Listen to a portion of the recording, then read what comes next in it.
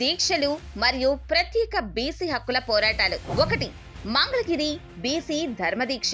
బీసీల హక్కుల సాధనకు బోడే రామచంద్ర యాదవ్ 4 రోజుల పాటు ఆమరణ నిరాహార దీక్ష చేపట్టారు. 2. జాతీయ రహదారి దిగ్బంధం. ధర్మదీక్షకు మద్దతుగా పార్టీ శ్రేణులు విజయవాడ నుండి గుంటూరు నేషనల్ హైవేని దిగ్బంధించి రాస్తారోకో నిర్వహించారు. 3. BC protection act demand. SC ST atrocity చట్టం తరహాలోనే బీసీలపై దాడుల నివారణకు ప్రత్యేక రక్షణ చట్టం తేవాలని రాష్ట్ర వ్యాప్త ఉద్యమం చేశారు. 4. సమగ్ర కులగణన. శాస్త్రీయంగా బీసీ కులగణన జరిపి జనాభా నిష్పత్తి ప్రకారం బడ్జెట్ నిధులు కేటాయించాలని పట్టుబట్టారు. 5. చట్టసభల్లో 44% రిజర్వేషన్లు. విద్య, ఉద్యోగ, స్థానిక సంస్థలు చట్టసభల్లో బీసీలకు 44% రిజర్వేషన్లు అమలు చేయాలని డిమాండ్ చేశారు.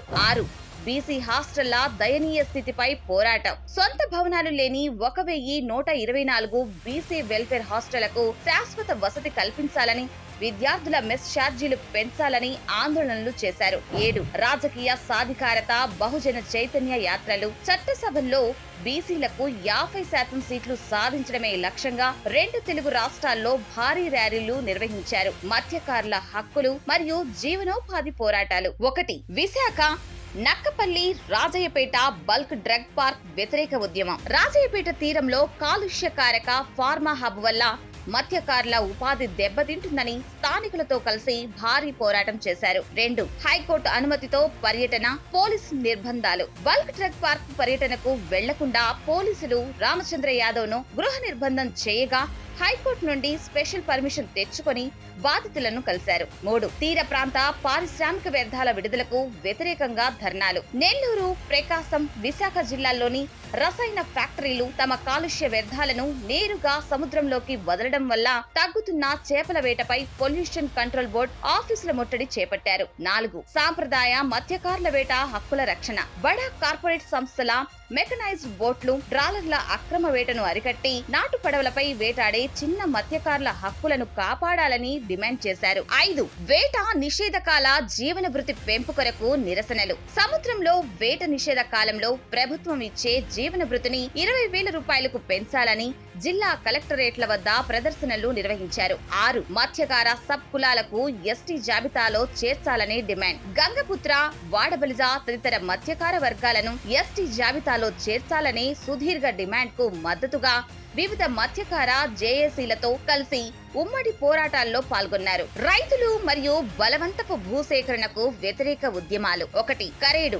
నెల్లూరు సోలార్ ప్రాజెక్ట్ పోరాటం. ఇండోసోల్ ప్రాజెక్ట్ పేరిట కరేడు గ్రామంలో రైతుల భూములను బలవంతంగా లాక్కోవడాన్ని అడ్డుకొని రైతులకు మద్దతుగా నిలిచారు. 2. రామాయపట్నం 8,300 ఎకరాల భూసేకరణ నిరసన. సోలార్ ప్లాంట్ కోసం భారీగా సారవంతమైన రైతుల సాగు భూముల సేకరణకు వ్యతిరేకంగా కందుకూరులో వేలాది మందితో రాస్తారోకో జరిపారు. 3. అమరావతి ల్యాండ్ పూలింగ్ అక్రమాలపై గవర్నర్ కు ఫిర్యాదు. అమరావతి అభివృద్ధి పేరిట సేకరించిన భూములను కార్పొరేట్లకు, బంధువులకు పంచిపెడుతున్నారని సాక్ష్యాధారాలతో గవర్నర్ ను కలుస్తామని ప్రకటించారు. 4. అమరావతిలో బీసీలకు 1000 ఎకరాల డిమాండ్. అమరావతి రాజధానిలో బీసీల ఆత్మగౌరవ భవనాల కోసం, పేద బహుజనుల కోసం 1000 ఎకరాల భూమిని కేటాయించాలని పోరాటం చేశారు. 5. మంగళగిరి వక్ఫ్స్ దళిత భూముల రక్షణ.